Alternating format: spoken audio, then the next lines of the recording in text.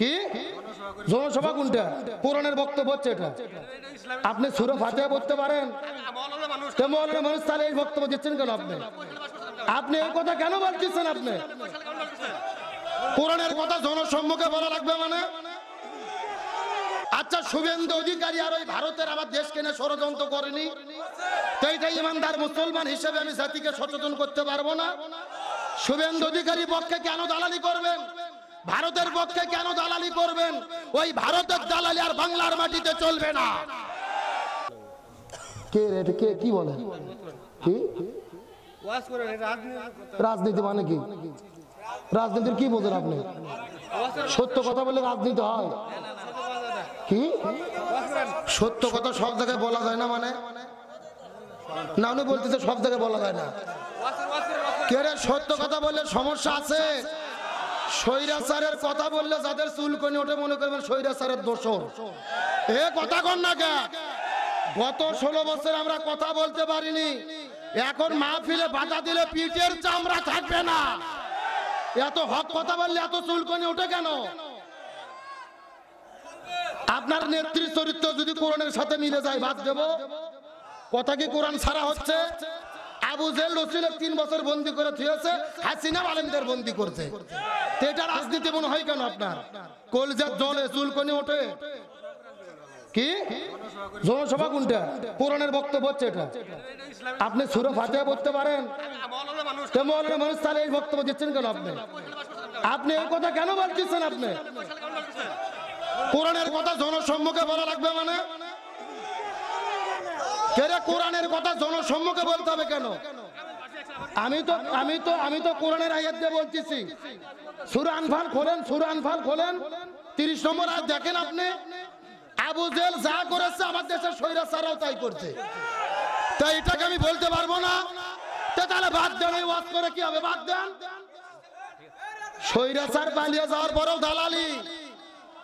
কোরআনের হক কথা চলবে, এ কথা বান চলছে। আবার অনেকে ফতোয়া দেয়, শোনেন, অনেকে ফতোয়া দেয় যার মাহফিলে ওয়াজ হয় না, শুধু গীবত হয়। কিন্তু ওই বাটপার জানে না গীবত করা ফরজ। এক গীবত হারাম আর এক গীবত ফরজ। আবু জেলের বিরুদ্ধে গীবত করা ফরজ। কথা কন না কেন? ফিরআউনের বিরুদ্ধে গীবত করা ফরজ। আল্লাহ নিজেই বলছে তাব্বাত ইয়াদা আবি লাহাব। আল্লাহ বলছে আবু লাহাবের হাতও ধ্বংস, পাও ধ্বংস। কে বলছে? তার মানে আবু লাহাবের চরিত্র যার মধ্যে আছে সেটা বলা আমার জন্য জরুরি। ওই ফিরআউনের আবু জেল মার্কা চরিত্র যার ভেতরে আছে এর বিরুদ্ধে কথা বলা জরুরি। দেখি তাকবি দেন তো দেখি।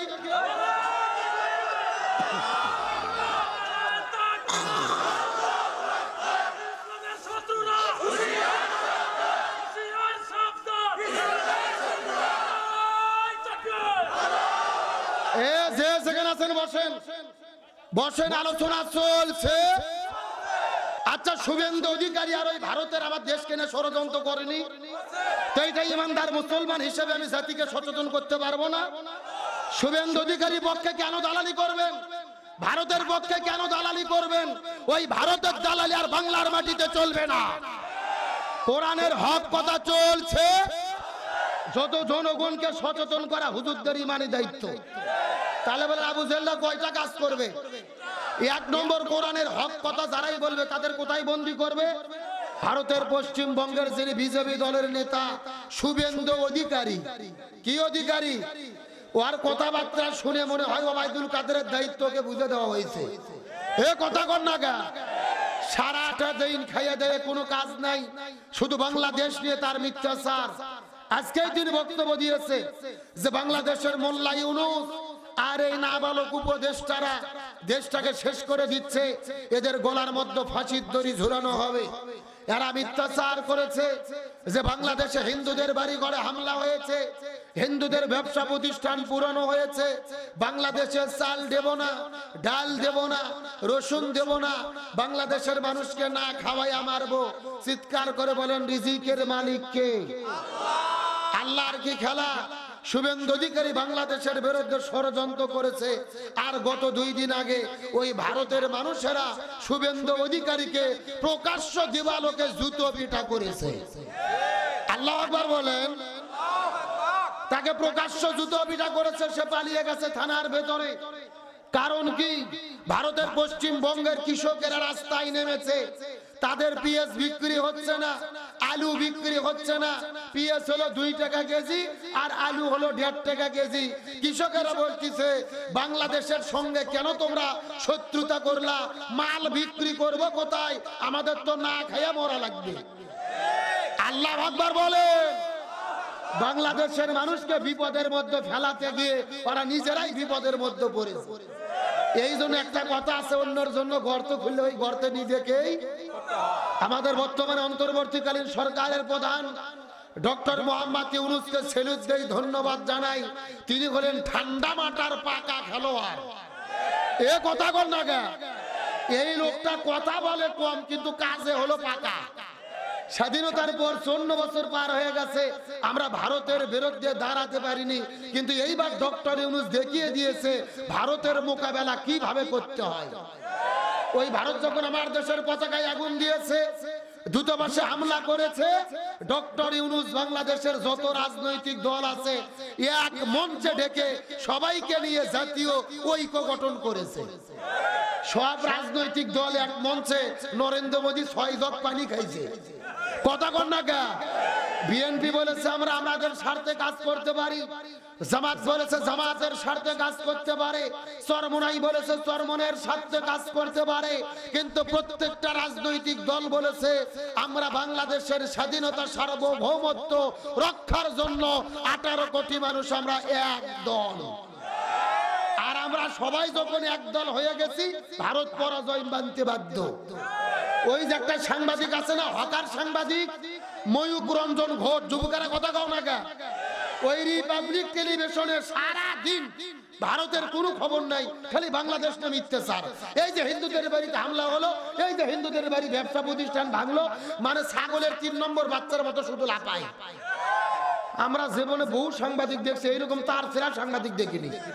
মানে পাগলার মতো দৌড়াদৌড়ি করে আর সংবাদ করে। যুবকেরা দেখেছো না?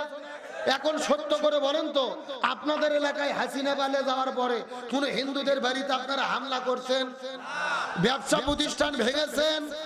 ইসলাম আমাদেরকে হামলা করা শেখায় না, হিন্দুদেরকে আক্রমণ করা শেখায় না। আল্লাহর কোরআন বলেছে লাকুম দীনুকুম ওয়ালিয়া দিন, যার ধর্ম সে পালন করবে। লা ইকরাহা ফিদ্দিন, দিন সম্পর্কে কোনো জবরদস্তি নেই। বরং আমরা দেখেছি দুর্গাপূজার ভেতরে জামাত, বিএনপি, চরমোনাই, হেফাজত প্রত্যেকটা রাজনৈতিক দল তাদের মন্দিরে গিয়ে তাদের দুর্গকে নিরাপত্তা দিয়েছে। আমরা তাদের দুর্গ নিরাপত্তা দিলাম, আর ওরা আমাদের বাবরি মসজিদ ভেঙে রাম মন্দির তৈরি করলো। তার মানে বোঝা যাচ্ছে বাংলাদেশে হিন্দুরা জামাই আদরে বসবাস করতেছে, আর ভারতের ভেতরে প্রতিনিয়ত মুসলমানদের হত্যা করা হচ্ছে। সুতরাং নরেন্দ্র মোদীকে বলবো, আমাদের বিরুদ্ধে কথা বলার আগে তোমরা নিজের সরকারি তেল দাও, আগে ভারতে মুসলমানদেরকে তোমরা নিরাপত্তা দাও। এই ময়ূক রঞ্জন ঘোষ তার সেরা সাংবাদিক, গতকালকে ভারতের কৃষকেরা আলু আর পিএস নিয়ে ওর বাড়ির সামনে ফেলে দিয়ে অবরোধ করছে। বলছে যে ভাই পিএস মরিচ তোরা টাকা দিয়ে কেনে, না হলে বাড়ি এখান থেকে সরা, ভারতের বুকে তোদের বাড়ি থাকবে না। যেই ময়ূক রঞ্জন ঘোষ বলেছিল বাংলাদেশ থাকবে না, চট্টগ্রাম থাকবে না, ফেনী থাকবে না, ভারত নিয়ে নেবে। তুমি চট্টগ্রাম নিয়ে নিতে চেয়েছো, আজকে তোমারই বাড়ি থাকা অকুলান হয়ে গেছে 40 ধারা জারি। ভারতের কৃষকেরা আলু, পিএস, মরিচ আর বাড়ির চতুর্দিকে দিয়ে অবরোধ করেছে। তার মানে বাংলাদেশকে অবরোধ করতে গিয়ে তোমার বাড়ি আল্লাহ অবরোধ করে দিয়েছে। এগুলো কার ফায়সালা? এ মুসলমান ভাইরা, গভীর মনোযোগ, রাজনৈতিক দৃষ্টিকোণ থেকে নেবেন না। ইমানদার মুসলমান হিসেবে আমাদের সচেতন হতে হবে। ভারত বাংলাদেশের সীমান্তে অস্ত্র রেডি করতেছে, ড্রোন রেডি করতেছে, এই বাংলাদেশে হামলা করে বিশৃঙ্খলা পরিবেশ তৈরি করতে চাই। পরিষ্কার করে বলি, আমাদের প্রিয় ভাই আবু সাইদ রংপুরের ছত্রে দাঁড়িয়ে পুলিশের বন্দুকের সামনে চিৎকার করে বলেছিল আমার মনে দারুণ ঝড়, বুক পেতেছি গুলি কর। একে একে 4টা গুলিকে শহীদ হয়েছে। মুগ্ধ ভাই পানি বিতরণ করতে গিয়ে জীবন দিয়েছে। 18 কোটি মানুষ রাজপথে নেমেছে। স্বৈরাচার দেশ ছেড়তে বাধ্য হয়েছে। প্রয়োজনে আবার 18 কোটি মানুষ হাতে হাত রেখে মাথায় কাপড়ের কাপড় বেঁধে রাজপথে নামবো। তারপরে বাংলাদেশের স্বাধীনতা, সার্বভৌমত্ব 1 ইঞ্চি মাটি নিয়ে ওই ভারতের দাদা বাবুদেরকে আমরা সিনিমিনি খেলতে দেব না, দেব না, দেব না। কারা কারা রাজি? দুটো হাত আল্লাহকে তুলে দেখা।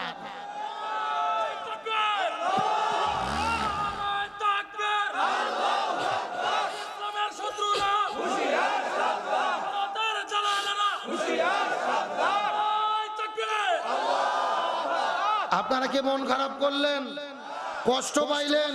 বর্তমানে দেশের স্বাধীন নাগরিক হিসেবে আমাদের সচেতন হওয়া দরকার।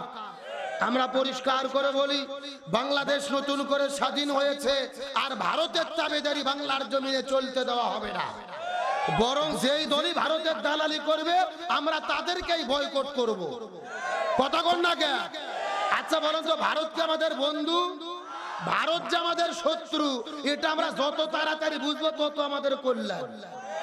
কেউ যদি বন্ধু হয়, আপনার বন্ধু কি আপনার বন্ধুর বাড়ির সামনে তার কাটার বেড়া দেবে? পৃথিবীর কোন দেশে তার কাটা বেড়া নাই, বাংলাদেশে তার কাটা বেড়া ভারত কেন দিল? আর প্রতিদিন মুসলমানদের কেন হত্যা করে, গুলি করে? 57টা নদী ভারত থেকে বাংলাদেশে এসেছে, তার 54টা নদীর ভেতরে বাঁধ দিয়েছে। ফারাক্কা বাঁধ, তিস্তা বাঁধ, পিপেই মুখ বাঁধ। খরার দিনে পানি আটকে দিয়ে আমাদেরকে পানি না খাওয়াইয়া শুকাইয়া মারে, আর বন্যার দিনে পানি ছেড়ে দিয়ে আমাদের ডুবাইয়া মারে। এগুলো বন্ধুর কাজ না শত্রুর কাজ? হ্যাঁ, ভালো করে বুঝবেন। ওরা বলছে পিএস মরিচ দেব না, মনে হচ্ছে ওরা আমাদের মাগনা দেয়, ফ্রি দেয়। আর ওরা কি ফ্রি দেয় না টাকা দেয়? টাকা দেয়। যদি দেয়, এক দেশ ভারত যদি না দেয়, আরো 227টা দেশ দেওয়ার জন্য রেডি হয়ে আছে। ভারত পিএস দেওয়া বন্ধ করছে, পাকিস্তান প্রতিদিন 1 জাহাজ করে পিএস পাঠাচ্ছে। আর ওই পাকিস্তান হলো ভারতের সতীন। ভারতের কি এখন? ভারত তোমরা চলে গেছো, তোমাদের সতীনের সঙ্গে আমরা প্রীতি করতেছি। জ্বালা জ্বালা, এ কথা কর না কে? ওদের মাথা এই জন্য আরো নষ্ট হয়ে গেছে। ওদের পরাজয় হবে, ইমানদারদের বিজয় হবে ইনশাল্লাহ। বলেন, আসেন আলোচনার দিকে। এত কথা আমি আপনাদের মধ্যে কেন বললাম?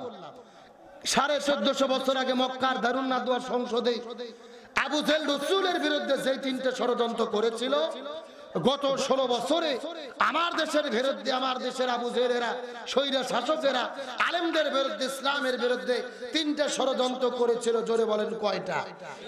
ওই 3টে ষড়যন্ত্র কি কি আমাদের কোরআন থেকে জানার দরকার আছে না নাই? আমার প্রিয় বন্ধুগণ, মুসলমান ভাইরা গভীর মনোযোগ। আজ থেকে 1450 বছর আগে মক্কার দারুন নাদওয়া সংসদের ভেতরে আবু জেহেল রাসূলের বিরুদ্ধে যে 3টে ষড়যন্ত্র করেছিল, গত 16 বছরের ভেতরে আমার দেশের ভেতরে, আমার দেশের স্বৈরাচারেরা একই রকম ভাবে 3টে ষড়যন্ত্র করেছে। সূরাটির নাম হলো সূরা আনফাল, আয়াত নম্বর হলো 30। কয় নম্বর বললাম? এ জামালপুরে মুসলমান গভীর মনোযোগ। সূরা আনফালের 30 নম্বর আয়াতের মধ্যে আল্লাহ তাআলা কত চমৎকার করে বলেন, ওয়া ইয ইয়ামকুরু বিকাল্লাযিনা কাফারু। আল্লাহ তাআলা ডাক দিয়ে বলেন, ইয়া রাসূলুল্লাহ, আবু জেহেল আপনার বিরুদ্ধে ষড়যন্ত্র করতেছে, কিয়ামত পর্যন্ত করবে। ইয়ামকুরু শব্দটি হলো মুজারের সিগা, বর্তমান ভবিষ্যৎ, প্রেজেন্ট ফিউচার। আল্লাহ তাআলা বলেন, ইয়া রাসূলুল্লাহ, কিয়ামত পর্যন্ত আবু জেহেল আপনার বিরুদ্ধে ষড়যন্ত্র করতেছে, কিয়ামত পর্যন্ত করবে। এখন আমি আপনাদেরকে জিজ্ঞাসা করি, বলেন তো আবু জেহেল কি কিয়ামত পর্যন্ত বেঁচে থাকবে? তাহলে আল্লাহ মনে হয় ভুল করে লিখেছে। আপনাদের কি মনে হয় আল্লাহ কি ভুল করে? আল্লাহ ভুল করেন এমন কথা বললে ঈমানও থাকবে না। এ জামালপুরে মুসলমান গভীর মনোযোগ।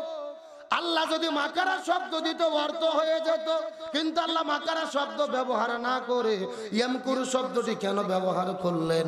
এই আয়াতের ব্যাপারে তামাম পৃথিবীর ভেতরে সমস্ত মুফাসসির কেরাম একমত পোষণ করে বলেছেন, কিয়ামত পর্যন্ত আবু জেহেল থাকবে না, কিন্তু আবু জেহেলের নাতি পুতিরা যোগ্য উত্তরসূরিরা কিয়ামত পর্যন্ত দেশে দেশে থাকবে।